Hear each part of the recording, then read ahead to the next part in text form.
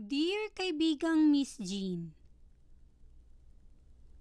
sumulat ako upang makapagbigay ng aral sa mga kaibigan natin na nakikinig at para na rin hindi ako pamarisan. Sa sulat kong ito, inaamin ko na marami ako mga nagawang pagkakamali. Tawagin niyo na lang ako sa pangalang Alfred, hindi ko ito tunay na pangalan, para na rin sa aking privacy. Ako ay may nililigawan noong nagtatrabaho ako bilang service crew sa kilalang kainan.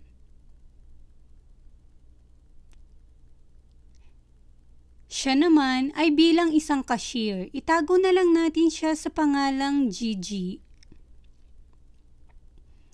Parehas kaming nagsisikap para makatapos ng pag-aaral. Dahil parehas rin ang aming mga magulang na salat sa buhay. 3 kaming magkakapatid, Miss Jean. Panganay ako. Iba-iba man ang tatay namin, close pa din kaming magkakapatid. Si Gigi naman, 2 silang magkapatid. Siya ang panganay.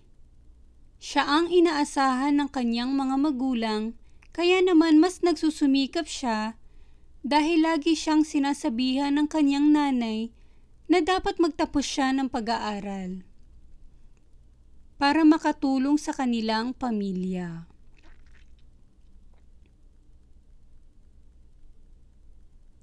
Papasok na ako sa trabaho nang nakita ko si Gigi na naglalakad na pauwi. Naisip ko, ito na ang chance para makapag-usap kami ng matagal. Sa araw-araw, Miss Jean, hinahatid ko si Gigi sa kanila noong ako ay nanliligaw. Unang araw, kapag pupunta ako sa kanila, hindi ako kinakausap ng mga magulang ni Gigi. Ang sabi pa nila na kailangan muna magtapos ng pag-aaral ang kanilang anak bago ito magbo-boyfriend. Pinaintindi ko naman sa kanyang magulang na kahit nag-aaral pa lamang kami, magtatapos kami ng pag-aaral. Ito ang aking ipinangako. Hanggang sa lumipas ang 6 na buwan, at nararamdaman ko na rin ang kanyang mga magulang at kapatid na nagiging malapit sa akin. Kinakausap na nila ako, Miss Jean.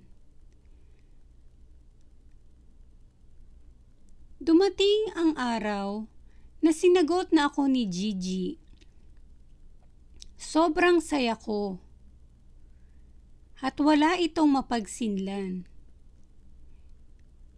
At nasabi ko na lang kay Gigi, pinapangako ko sa kanya na magtatapos kami ng parehas sa pag-aaral.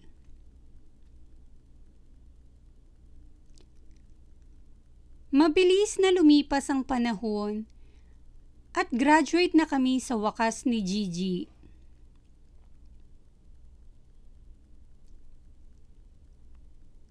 At after namin sa kolehiyo, nag-apply agad kami ng trabaho.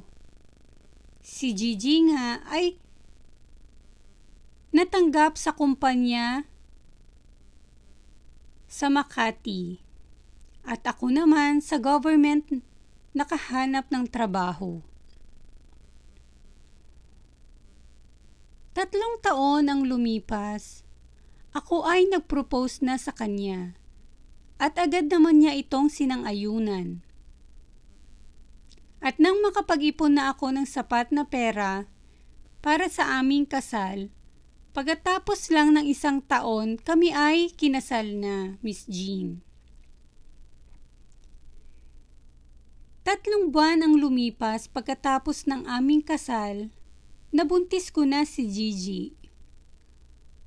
Unang anak namin ay binayaan kami ng anak na babae. At lumipas ang 2 taon, nabuntis ko ulit ang aking asawa. Ito naman ay isang lalaki. Kaya naman sa paglaki ng aming pamilya, hindi na rin sumasapat ang aking sweldo. Dahil ng panahong nagkaanak kami ni Gigi, huminto na siya sa pagtatrabaho at nag-focus na lamang sa aming anak. Kaya naman, napagpasyahan kong magtrabaho abroad. Noong una, ayaw pumayag ni Gigi sa plano kong ito. Ngunit, hindi niya din ako napigilan dahil sa aming kakulangan sa pinasyal. Buo na ang aking loob ng mga ibang bansa. Nag-apply ako papuntang Saudi bilang isang salesman at sa kabutihang palad ako ay pinalad na makaalis. Unang araw ko sa Saudi, Miss G, nararamdaman ko agad ang pangungulila sa aking pamilya.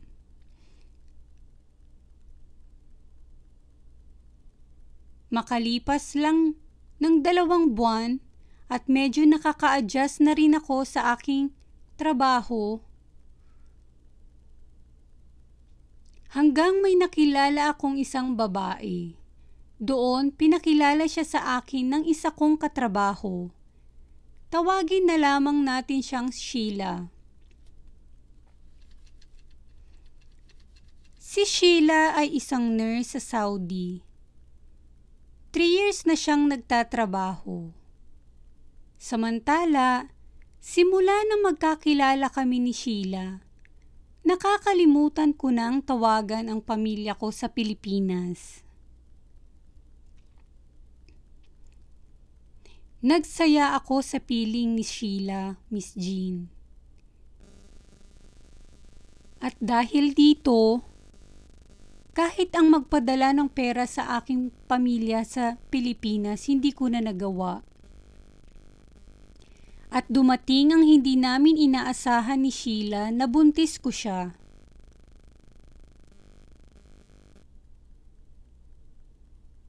Noong una, natakot ako sa nagawa kong pagkakamali.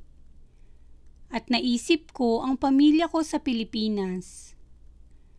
Dahil ako ay nakukonsensya nung time na yon. Kinausap ako ni Sheila. Magsama na daw kami. Alam ni Sheila noong una pa lamang na may pamilya akong tao sa Pilipinas. Pero tanggap niya daw ako. Hanggang sa may nakapagsabi sa aming kaibigan, pwede kaming magpakasal at manirahan sa Saudi. Pero kailangan namin magpa-convert bilang isang Islam. Sa tulong ng aming kaibigan sa Saudi, nagpa-convert kami bilang Islam at kami ay nakasal doon. Lumipas ang 2 taon, wala pa ring alam ang pamilya ko sa Pilipinas na ako'y kasal na.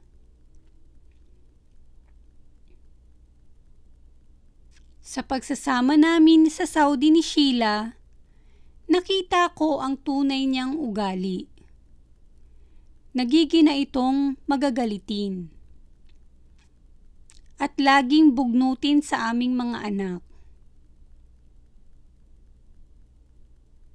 Lagi niya rin akong pinagsasalitaan ng masama dahil sa pera hindi sumasapat ang aming pang-araw-araw. Kaya naman nakalimutan ko na ng tuluyan ang pamilya ko sa Pilipinas, Miss Jean. Kahit ang magpadala ng hindi ko nagawa sa kanila, or ni tawagan sila ay hindi ko na nagawa. Sa pagsasama namin ni Sheila, nagkaroon pa kami ng pangalawa at pangatlong anak. Kaya naman, sobrang nahirapan kami sa Saudi, Miss Jean. Halos hindi na rin sumasapat ang aming pera kahit na siya ay nagtatrabaho bilang nurse. Hanggang noong pandemic, nagsara ang pinapasukan kong kumpanya. Kaya naman, lalo kaming nahirapan gumamit kami ng credit card upang meron kaming panggastos man lang. Sabi ko noon kay Sheila, iuwi niya ang mga bata sa kanilang probinsya sa Pilipinas. Dahil hindi na namin kaya pa sustentuhan ang kanilang pag-stay sa Saudi. Kaya napagpasyahan naming dalawa na iuwi ang aming mga anak sa Pilipinas. Dinala ni Sheila ang mga bata sa Pilipinas sa kanilang probinsya. At naiwan akong mag-isa dito na nag-usap kaming dalawa ni Sheila na babalik siya upang magtulungan kaming dalawa sa pagtatrabaho dito. Sa kasamaang palad, hindi na siya nakabalik pa, Miss Jean. Hanggang sa tuluyan na nga kaming naghiwalay. Tuloy pa din ang komunikasyon namin para na lamang sa mga bata. Ngunit nararamdaman ko na wala na siyang pagmamahal sa akin. Kaya naman wala akong magawa kundi ang mag-move on. Ako naman, dahil nagsara ang aming kumpanya, nagplano ako lumipat ng lugar at maghanap ng trabaho. Sa kasamaang palad, nahuli ako at kinulong sa kadahilanang sa paggamit ko ng aking credit card. Hindi ko na ito nabayaran pa sa kasamaang palad dahil sa pagsara ng aming kumpanya. In short, Miss Jean, nakulong ako dito sa Saudi. Sa dami ng problemang aking naranasan, halos gusto ko nang magpakamatay nang ako ay nasa kulungan.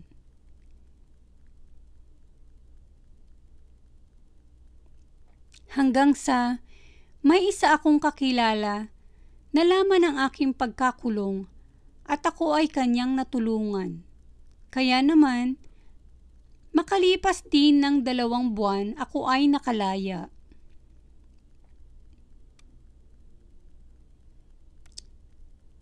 Sa ngayon, Miss Jean, nandito pa din ako sa Saudi. May bago na akong trabaho at hanggang ngayon, binabayaran ko pa din ang aking mga utang dito. Naisip ko, ito na rin siguro ang aking karma dahil sa pag-abandon ako sa aking unang pamilya na nasa Pilipinas ngayon. Sana someday mapatawad nila ako, Miss Jean, kung naririnig man nila ito. Hanggang dito na lang, Miss Jean, ang aking kwento. Ngayon pa lang, nagpapasalamat ako kung ito ay inyong mababasa. Ang inyong kaibigan, Alfred. Kaibigang Alfred, nagkamali ka man noon, pero hindi sapat na dahilan ang pagkitil ng iyong buhay.